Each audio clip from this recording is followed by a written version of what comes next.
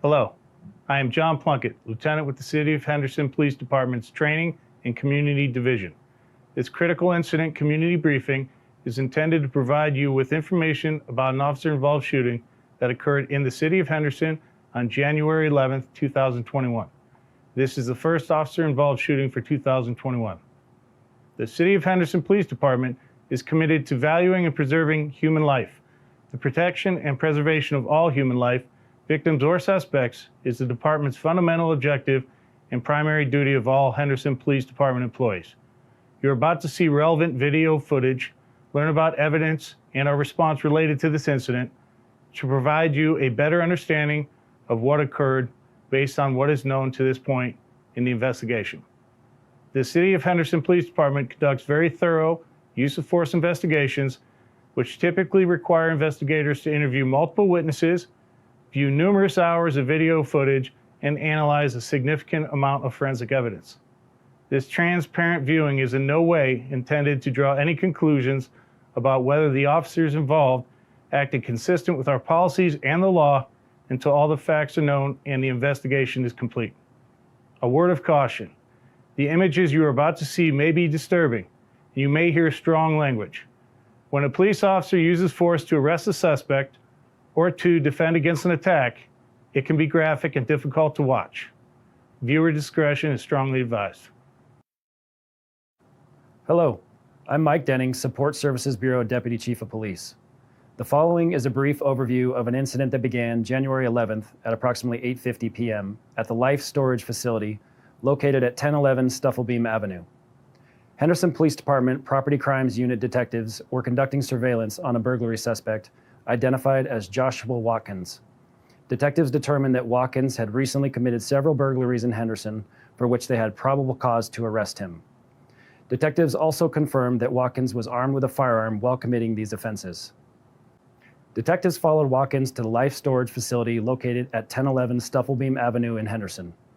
Once Watkins entered the gated complex, detectives notified Henderson Dispatch and requested several Henderson patrol officers respond to assist in taking Watkins into custody.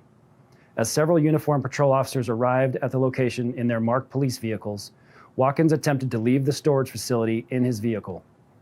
Watkins observed the police vehicles entering the storage facility and put his vehicle into reverse, backing up through the parking area. There were several detectives in unmarked vehicles inside of the storage facility that were able to stop Watkins' vehicle by using their vehicles to block his in. Watkins then exited his vehicle and began to run west through the storage facility. As officers and detectives began to pursue Watkins on foot, several officers observed that Watkins had a firearm in his right hand. A Henderson K-9 officer pulled into the storage facility from the north entrance, at which time Watkins turned in his direction and began running directly at the K-9 officer's vehicle. The K-9 officer, who was still inside of his vehicle, also observed Watkins approaching him with a firearm in his right hand. As Watkins began to jump on the front of the K-9 officer's vehicle, one of the patrol officers pursuing Watkins on foot fired one round from his department-issued duty weapon, striking Watkins in the right leg. As the events transpired, Watkins was observed throwing his firearm on top of one of the storage units before falling next to the K-9 officer's vehicle. Watkins was taken into custody, and officers requested medical and immediately began life-saving measures. Watkins was subsequently transported to a local hospital where he received treatment for the gunshot wound. Here is the corresponding radio traffic from responding officers and detectives. He's at the exit gates right at the office. He's at the exit gate right at the office.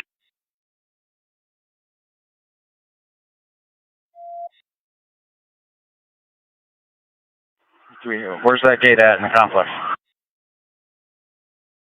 Okay, he's driving reverse southbound. Watch the incoming units. He's 410.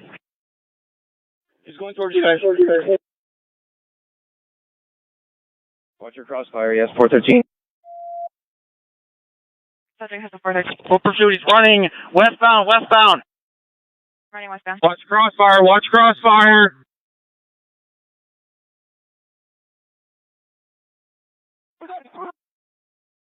Shots fired. Shots fired. Start medical. Shots fired. Affirm, starting medical.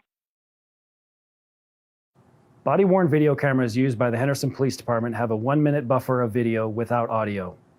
Upon activation, the camera goes back 1 minute and starts recording. This feature is designed to capture incidents that occur suddenly, where an officer does not immediately activate the camera. The cameras are worn at chest level by most officers assigned to field operations duties, and they capture a general perspective from that angle. Available lighting, movement, distance, and other factors can affect clarity and picture quality. The following body-worn camera video and surveillance video is directly related to the incident I just described.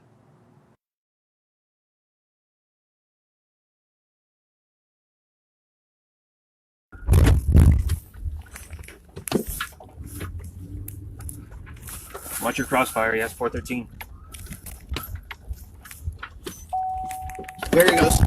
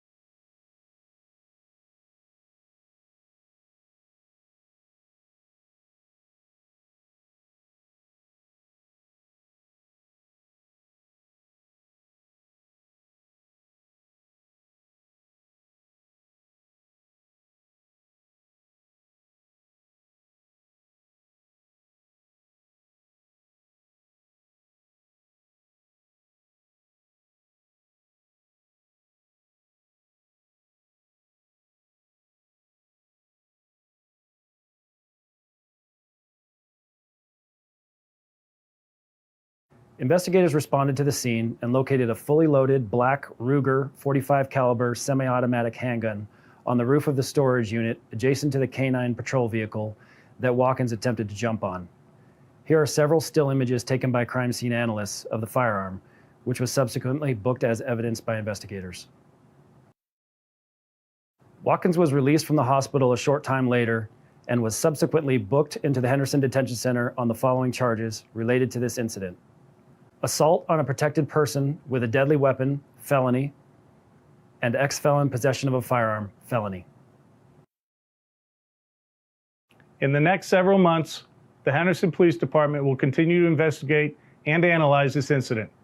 We will continue interviewing any new witnesses that may come forward and complete any necessary forensic tests. After the investigation is complete, the findings will be forwarded to the Chief of Police. Thank you for taking the time to view this critical incident community briefing.